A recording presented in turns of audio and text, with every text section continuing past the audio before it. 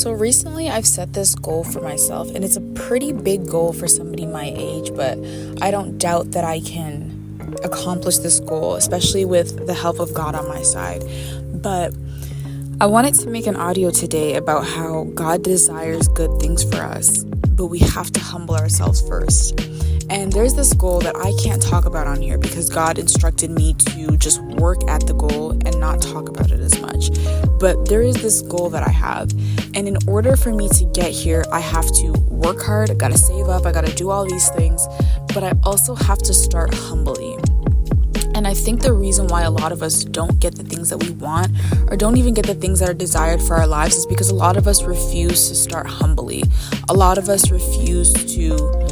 despise humble beginnings. And I will put it somewhere in the video, but there's a Bible verse that says, "Do not despise small beginnings." And that is one of the realest verses I've ever seen, because there are so many people who could have had their dream job by now, their dream relationship, their dream life. And not even that, they could have had peace. They could have had abundance. They could have had life. But we are one decision away from that. And that decision usually involves us humbling ourselves, which a lot of people don't know how to do. And I have to admit to you, it is hard to humble yourself. It is something that I like to think that I'm good at doing, but in reality, all of us fall short of the glory of God every single day. And so there's this humble beginning that I have to take, that I hate that I have to take. But I know that this humble beginning is going to not only lead me to my blessing and to my goal, but it's also going to help me appreciate it.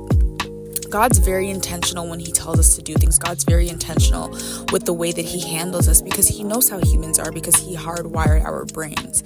And so he knows exactly our thoughts, our intentions, and so he makes sure that he puts us through the fire first so that we can be refined, because gold needs to be refined through fire. And so I can give you the example of, let's say you want to get your own apartment. Let's say that's your goal. Your goal is to get a new apartment. You want to live on your own. You've been wanting this goal for a long time, but you need to save up and you need to build your credit score. Okay, so in saving up and building your credit score, you need to start working. You need to start saving up your money. You can't really spend it on the things that you usually like to spend it on. What God will do in that situation to show you the humble beginnings before you get the blessing, because an apartment is a huge blessing. Living alone is one of the most underrated blessings ever. Like, there's nothing like having your own peace. And so what God will do in a situation like that, and he does different things for everybody. Like, not one thing is going to be the same, but what God will do is he will make you live. Let's say he will make you live in your parents' house. Let's say you don't really get along with your parents. Let's say there's a lot of triggers in your house. Let's say you just so badly want to get out. God's not, unless it's a dire situation. And again, take this word not with a grain of salt, but it's very situational. Because if you're let's say you're in an abusive household, God will remove you as fast as he can, because he has plans for our well-being and not for our destruction. But let's say you've been wanting to move out and you just outgrown your environment, right? I made an episode talking about how in order to change our attitude, sometimes we have to change our environment. So let's say you've outgrown your environment and you so badly want to get out. God's not just going to gift you a new apartment and have everything approved. He might do that depending on who you are. But some situations, what he'll do is he'll make you stay in that household that you hate. He will make you stay and have to force you to get along with those family members that you don't get along with. He will make you have those hard conversations that you're not ready or willing to have, because he wants to make a point to tell us, do not despise humble beginnings. Have you ever seen a one-hit wonder?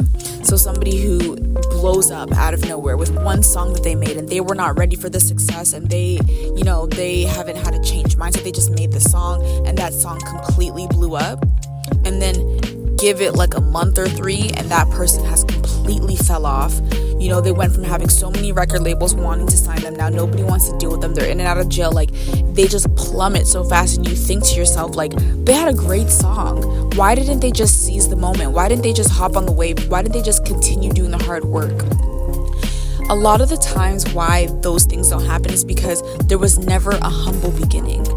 One-hit wonders made songs they didn't expect to blow up, and they blew up.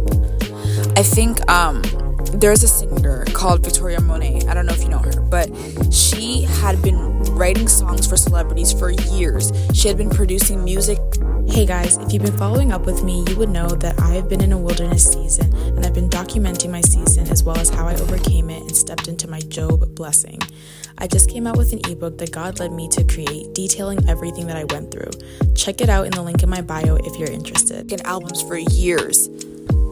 Nobody listened. She still had to pay for everything to get on the radio, pay for publishing and all of these things. Nobody listened. She didn't have that big of a fan base. And then one of her songs blew up. And she was able to soak in that success. She was able to maintain that success. She was able to profit off that success. She was able to completely kickstart her career successfully, so successfully, off of that one song. And that's because there was a humble beginning before there was the goal, before there was the blessing, before there was the abundance, before there was the miracle. And she didn't despise those humble beginnings. As hard as it looked, as much as it looked like her site wasn't getting any sales, as much as it looked like nobody was tuning in, as much as it looked like she was just doing that and it was falling on deaf ears, God knew what he was doing. And at the appointed time, he brought success.